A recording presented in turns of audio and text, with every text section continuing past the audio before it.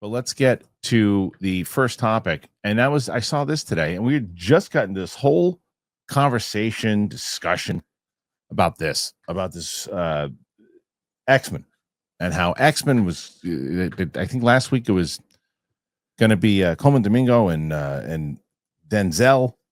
And now there's a new rumor. And it's Daniel Day-Lewis coming out of retirement to play Magneto. I don't know where this is coming from, but we'll see. Is it Jeff Snyder again? Could be. The rumor is that 3-time Oscar winner Daniel Day-Lewis is being eyed to play Magneto in Marvel Studios' X-Men reboot. Once upon a time, casting rumors for the Fantastic Four first steps were endless. Now it's the turn of the X-Men reboot as we have another wild casting rumor to share, this time for Magneto.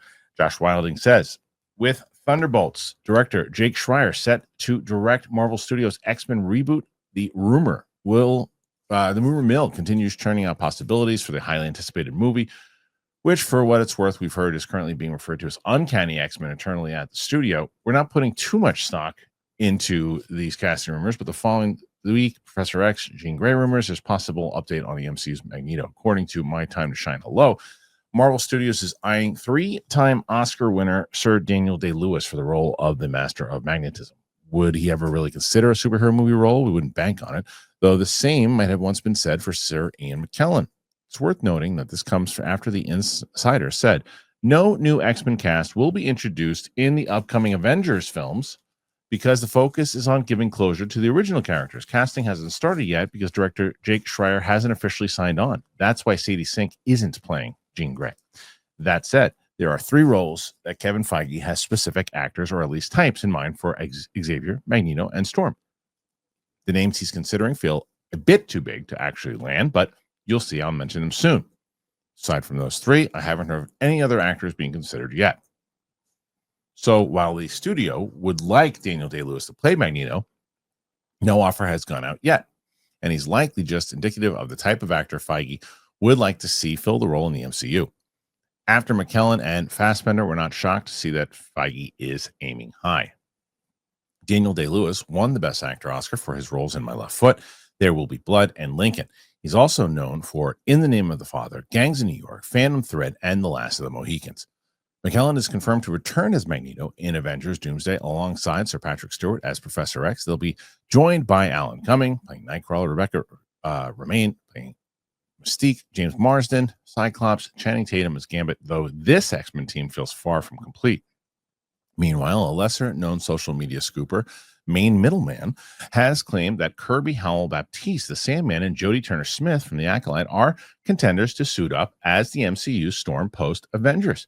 Secret Hereditary star Alex Wolff is also said to be in talks for an unknown role. I like the Jodie Turner-Smith pick for Storm a lot. Really like that pick a lot, to be honest with you. She's great and love The Acolyte, but she's fantastic. She's a really good actress. She's perfect for Storm.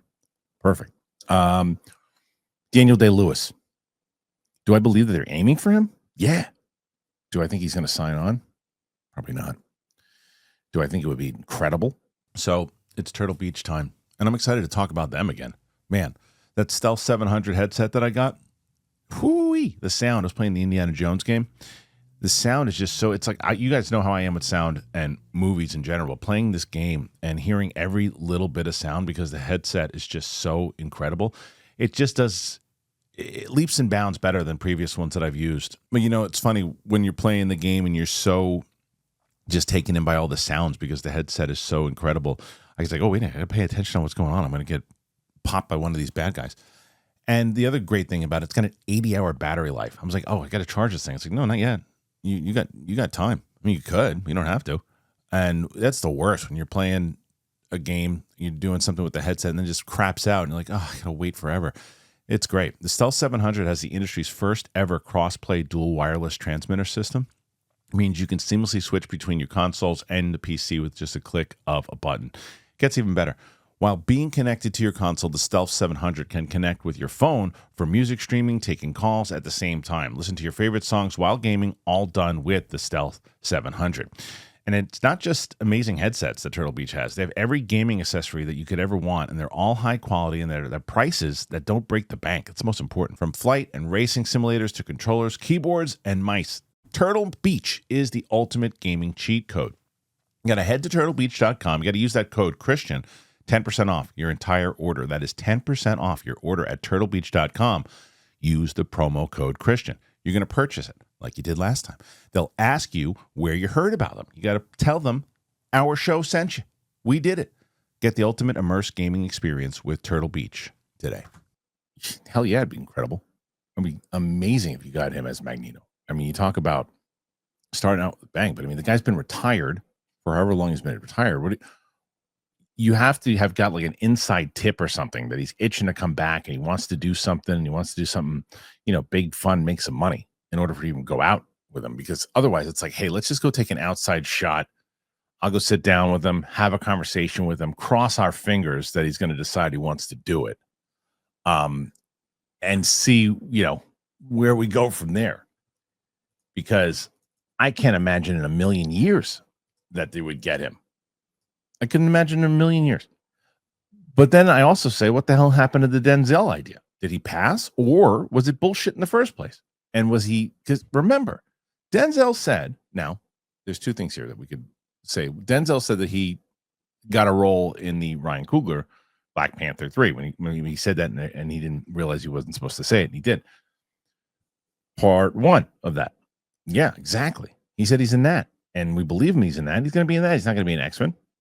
Or, yeah, he's going to be there, but he's playing Magneto, and he's going to debut in Black Panther 3.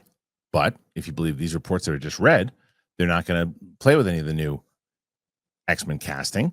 So it would make more sense if he was Denzel in Black Panther 3, does his role, does whatever the role is there, does a one-off, and then brings, the Denzel prowess with him. And now you've got this whole open canvas now for the new X-Men. I don't know, though, if I believe that report totally of not having any of the new X-Men in the second Avengers, because don't you have to tie it in somehow? Because that's going to be the major going forward part is the X-Men. I mean, even if I guess maybe it's a post-credit scene, and that's how you start in Secret Wars. But maybe they don't get involved totally, but I think you have to have them cast by the time that movie comes around in order to make it work. But if you get Daniel Day-Lewis as Magneto, then Coleman Domingo as Professor X, it's a pretty great cast right there. It's a pretty great cast. But is that going to happen? I just think it's so unlikely. But I think it's more about who they're going for Magneto so far, whether it's Denzel, Daniel Day-Lewis. I mean, aim high, Feige. I like what you're doing. Aim high. You got to get everybody back on board. Yeah, it is true, though, about the age difference. Some San Chaos said the age difference between Coleman and Daniel Day-Lewis is pretty big. It's the same with him and Denzel, and they got to be closer in age. I don't disagree with you. I don't disagree with you. But as they said in that article, though, I think that this is just more and more of we're getting very close to X-Men, like dominating the Marvel and the MCU and taking over. And who were they talking to about this recently? I think it might have been Bateman when he was here. I can't remember. But we were talking about, he might have been on the show. You guys can tell me if we talked about it. We were talking about Marvel. He just didn't care about it as much. And I said, yeah, but wait until X-Men. He's like, that's when I'm going to care. I think that was him. But I was talking to somebody, it was like that. I'm gonna care when it's X-Men. Like that's when I'm gonna really when it's all X-Men, and I mean that's when I'm gonna care. So I think you got to nail that cast. You really got to get that cast locked down. But I think that I can't imagine there's anybody in the comments or watching on the Clips channel or watching in the on the replay that doesn't think getting Daniel Day-Lewis for Magneto is like if you can get him, lock him in. And there's two questions. Question one is, do you think that they should get him? And I'm pretty sure that if we did a poll, 98% of you, or at least 90% of you, would say yes. And I bet you if we did a second poll and said, do you think they're gonna get him? I bet you about 85% of you say no, you're not gonna get him. And I'd be part of that. I think there's no world that you get him, because he even said that. He even said on that the post that they're going after him. Doesn't mean they're going to get him. You just got to throw. You got to throw the bank at him. You got to give him points. You got to do everything you can to lock him down, because you're not just getting him out of retirement for like one movie. It's like you're getting him in to say, hey, we want you back. And Daniel Day-Lewis coming back, to do a big movie, 5 movies like that after his career, that he's one of the greatest actors of all time. Some argue that maybe the best actor of all time. He's in the conversation with Brando and other people too, for sure. Is this you're going to get him back? Wow. I mean, it would be a story. He comes back to play Magneto in Xmen from Marvel. How did they do it? It's like signing a big free agent. And unlike Soto, he would actually deliver. Sorry, Mets fans, had to do it. So this is something I think is a developing story, but I think it's a unlikely event that you get him. But what say you? Put your thoughts in there. Let me know.